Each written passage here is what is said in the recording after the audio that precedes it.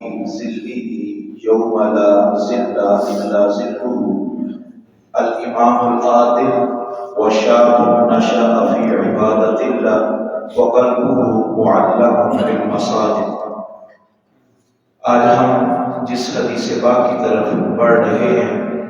اس حدیث پاک کے اندر رحمت عالم حضرت محمد مصطفیٰ صلی اللہ تعالی علیہ وآلہ وسلم نے ارشاد فرمایا، قیامت کے بہت سارے مناظر ہیں جن کو حدیث کے اندر حضور نے بیان فرمایا۔ ان میں سے ایک بیان یہ ہے کہ قیامت کی ہولناکیاں، قیامت کی سختیاں، ان تمام تر سختیوں کے اندر جہاں پر آسمان آگ اگل رہا ہوگا، زمین تانبے سے بھی زیادہ گرم کر دی جائے گی، ایسے ماحول کے اندر کچھ لوگ ایسے ہوں گے جن کو میرا مالک اس دن بھی سایہ رحمت عطا فرمائے گا۔ اور محدثین نے فرمایا کہ سایہ رحمت سے مراد یہ ہے کہ اللہ رب العزت انہیں عرش الہی کا سایہ عطا فرمائے گا۔ اس دن وہ پرسکون ہوں گے۔ وہ سات بندے کون سے ہیں؟ حدیث پاک کے اندر آتا ہے کہ سب سے پہلے الامام العادل، وہ حکمران، وہ سربراہان جن کو اللہ رب العزت نے کوئی نہ کوئی عہدہ، کوئی نہ کوئی منصب عطا فرمایا ہوگا۔ اگر وہ عدل کے ساتھ، انصاف کے ساتھ اپنے معاملات کو لے کر چلے تو نبی پاک صلی اللہ تعالی علیہ وآلہ وسلم نے ارشاد فرمایا، اللہ رب العزت کی دائیں جانب نور کے ممبر بچھائے جائیں گے اور ان نور کے ممبروں پر ان حکمرانوں کو بٹھایا جائے گا۔ یہ بہت بڑا اعزاز ہے، لیکن یہاں پر رک کر میں محدثین کا یہ جملہ آپ کی نظر کرنا چاہوں گا کہ اس سے مراد فقط وہ حکمران نہیں ہیں جن کے پاس مملکت کا کنٹرول ہوتا ہے، اس سے مراد ہر وہ بندہ ہے جس کو کوئی نہ کوئی منصب اور کوئی نہ کوئی عہدہ دیا گیا ہو۔ آپ میں سے ہر ایک بندہ میرے سمیت حکمران ہے۔ اگر قبلہ کاری صاحب مسجد کی ڈیوٹی دے رہے ہیں تو یہ یہاں کے نگران ہیں۔ میں اگر آپ کے سامنے بیٹھا ہوا ہوں تو میں اس ادارے کا، مسجد کا نگران ہوں۔ اگر انتظامیہ کو بیٹی ہے تو وہ اپنی جگہ سربراہ ہے۔ آپ گھر کی چاردیواری میں چلے جاتے ہیں، آپ اپنی اولاد کے لیے سربراہ ہیں، اپنے بچوں کے لیے سربراہ ہیں۔ آپ کسی فیکٹری کے اندر کام کر رہے ہیں تو آپ کے نیچے جتنے ملازمین آتے ہیں آپ ان ملازمین کے نگران ہیں۔ حتیٰ کہ جو بھی منصب اللہ رب العزت نے آپ کو عطا فرمایا اس منصب کے اندر انصاف اور عدل کے ساتھ کام لینا، یہ بندہ ایسے ہوگا کل قیامت والے دن اللہ رب العزت اس کو عرش الہی کا سایہ عطا فرمائے گا۔ دوسرے مقام پر حضور نے فرمایا وَشَابٌ نَشَأَ فِي عِبَادَةِ اللَّهِ، جوانی کے اندر توبہ کرنا، جوانی کے اندر اللہ کے خوف سے ڈر جانا، رب کی خشیت سے ڈر جانا، یہ اتنا بڑا اعزاز ہے کہ در جوانی توبہ کردن شیوائے پیغمبری، بڑھاپے کے اندر جا کے جب سانس گلے میں اٹکی ہوئی ہو، جب شہوات کا نشہ وجود میں نہ ہو، اس وقت تو سارے اللہ کی بارگاہ میں توبہ کرتے ہیں، لیکن جب جوانی کا عالم ہو، شیطان کے وسواس کی بارش ہو رہی ہو، اس وقت انسان شیطان کو ناراض کر کے جب رحمان کی طرف رخ کرتا ہے نا تو میرا مالک اسے دنیا کے اندر بھی عزت عطا فرماتا ہے، اسے میدان محشر کو بھی عرش الہی کا سایہ عطا فرماتا ہے۔ امام حنظلی علیہ رحمہ نے الترغیب والترہیب کے اندر ایک حدیث پاک نقل فرمائی، وہ اس وقت ذہن کے اندر آ گئی۔ حضور ارشاد فرماتے ہیں قیامت والے دن کچھ لوگ ایسے ہوں گے جو اپنی قبروں سے اٹھیں گے تو ان کے پہلوؤں کے اندر نہ بڑے بڑے پرندوں کی طرح پر لگے ہوئے ہوں گے، ایک حدیث پاک کے اندر فرشتوں کی طرح پر ہوں گے۔ وہ قبروں سے اٹھیں گے تو سیدھے اڑ کے نہ جنت کی طرف چلے جائیں گے۔ تو حضرت جبریل کی جب نظر پڑے گی تو وہ متعجب ہو کے کہیں گے بھئی تم کون لوگ ہو، یہ بتاؤ میزان عدل سے ہو کے آئے ہو، پرسرات سے ہو کے آئے ہو، حساب و کتاب دیا ہے یا نہیں دیا؟ تو وہ بڑی معصومیت کے ساتھ جواب دیں گے جبریل ہم نے تو میزان عدل کا نام ہی آج پہلی دفعہ سنا، ہم نے تو پرسرات کا نام بھی آج پہلی دفعہ سنا۔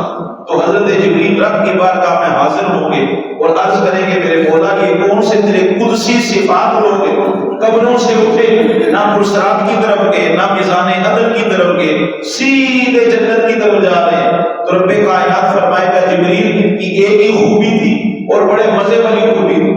جب یہ بند قبروں میں ہوتے،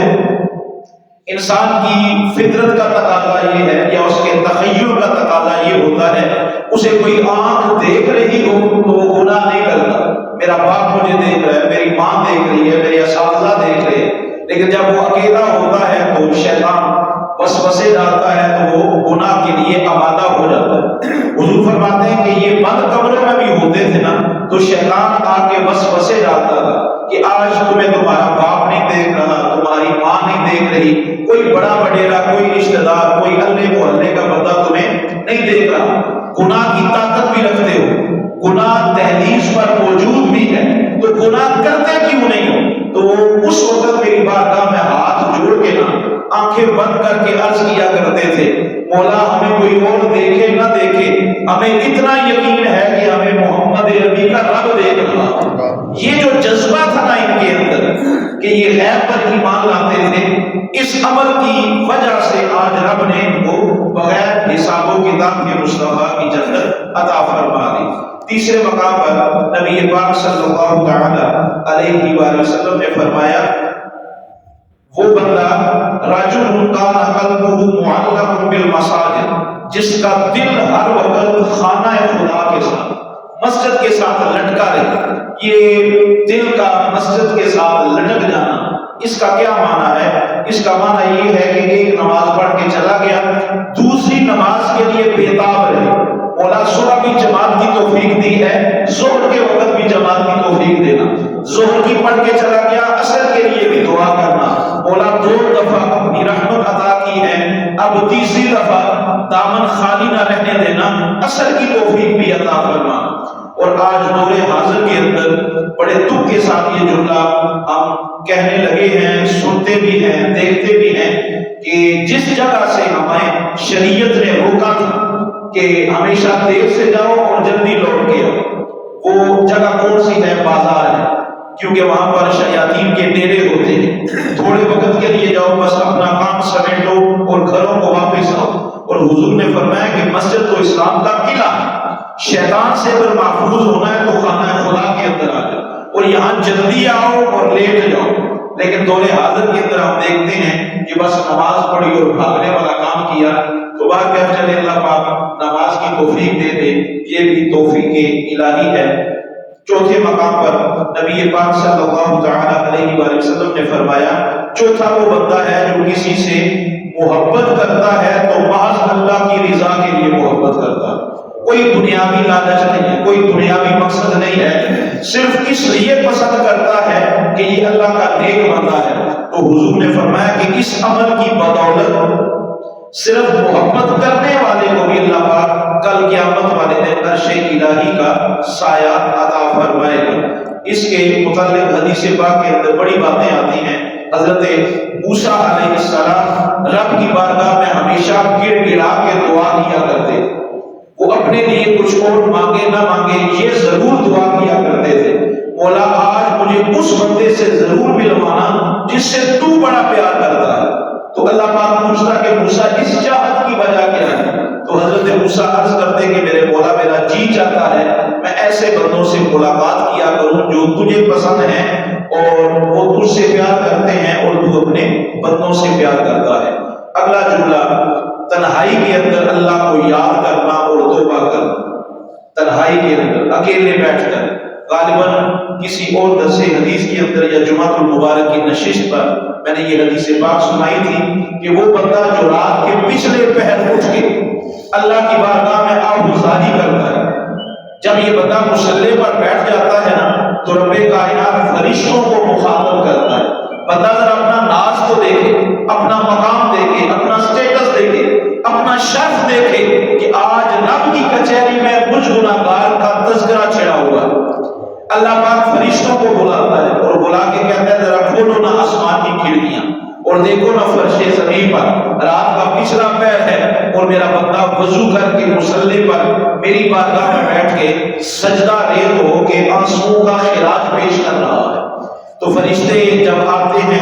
زیارت کرتے ہیں، اس کی عبادت کو دیکھتے ہیں، پلٹ کے جاتے ہیں، حالانکہ اللہ پاک سب کچھ جانتا ہے، لیکن اس کے باوجود رب کائنات پوچھے گا بتاؤ کیا مانگ رہا تھا؟ مولا تجھ سے تیری جنت مانگ رہا،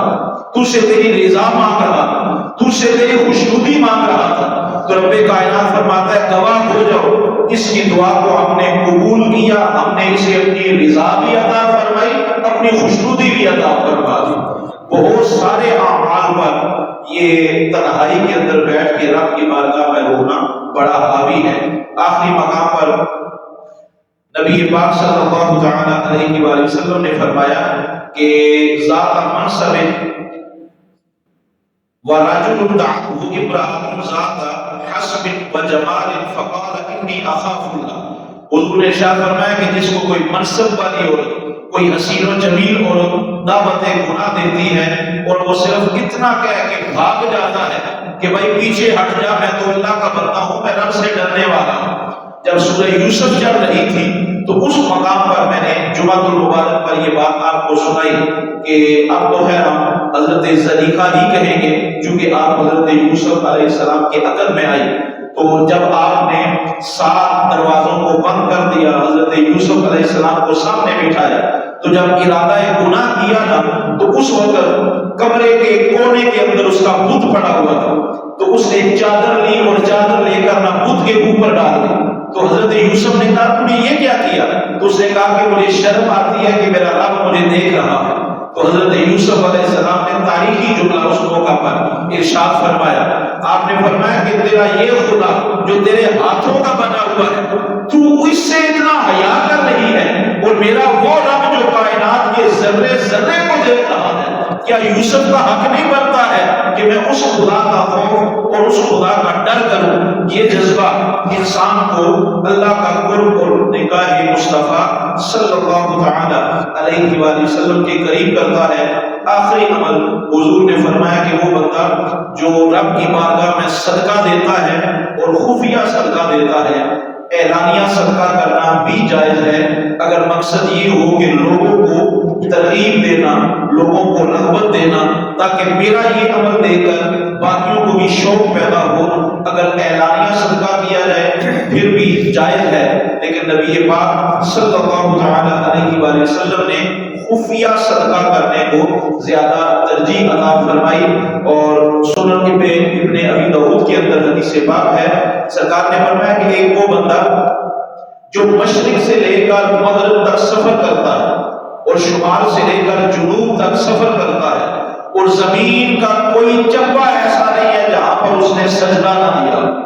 ذرا اس حدیث کی اندر ڈوب کر احساس اور محسوس کیجیے گا۔ سرکار نے فرمایا اتنا پوری کائنات کا طویل سفر کرتا ہے اور ہر جگہ جا کے سجدہ کرتا ہے، نفلی عبادت کرتا ہے، ایک وہ بندہ ہے، اور دوسرا وہ بندہ ہے جو صبح سویرے اٹھتا ہے یا دن کو یا شام کے ساؤں میں اللہ کی راہ میں صدقہ کرتا ہے۔ تو حضور نے فرمایا اس صدقہ کرنے والے کو میرا مالک اس نفلی نماز والے سے زیادہ ثواب عطا فرماتا ہے۔ اس نے صرف فرض پڑھے